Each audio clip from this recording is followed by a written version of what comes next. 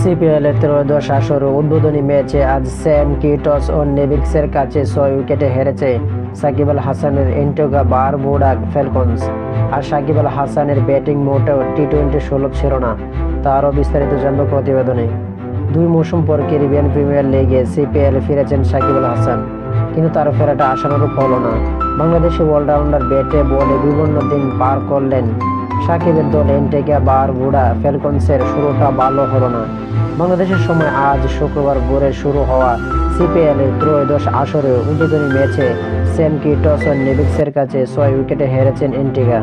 Saint কিটসের Warner পার্কে toss হেরে আগে ব্যাটিংয়ে নেমে 17 ওভার 1 বলে 121 রানে গুটিয়ে যায় সাকিবের Antigua. Jason Holder, Rilee Rossouw, Evin লুইসের সেন্ট কিটস 5 ওভার বাকি থাকতে লক্ষ্যে পৌঁছে যায়।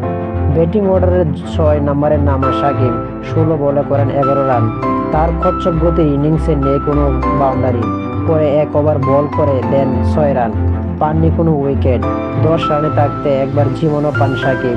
নাসিম শাহর বলে ফ্লিক করতে গিয়ে ম্যাচ তুলেছিল, কিন্তু ডিপ অর্ডারের স্কোয়ার লেগে খেয়েছেন ডিসগুলি। তবে এই সুযোগে সদ্ব্যবহার করতে পারেনি সাকিব। কিছুক্ষণ পর ওয়াকার সালামকে তুলে মারতে গিয়ে লং অফে হোল্ডারের হাতে ধরা পড়েন। এই সালাম কয়নি এন্টিগোয়ার ব্যাটিং অর্ডার 10 নামান। সিপিএল অতিরিক্ত যুক্তরাষ্ট্রের ক্রিকেটার করিমা গুরুর ঝড়ে 50তে এক পর্যায়ে 11 ওভারে 4 উইকেটে 94 রান তুলে ফেলেছেন এন্টিগোয়া, কিন্তু সালাম কয়নি ঘূর্ণিতে আর 27 রান যোগ করতে দলটি 6 উইকেট হারায়। সেন্ট কিটসের জার্সিতে অভিষেক ম্যাচ খেলতে নামায় এই আফগান বাঁহাতি স্পিনার 22 রানে নেন 4 উইকেট। ম্যাচ সেরা পুরস্কারও উঠেছে তার হাতে।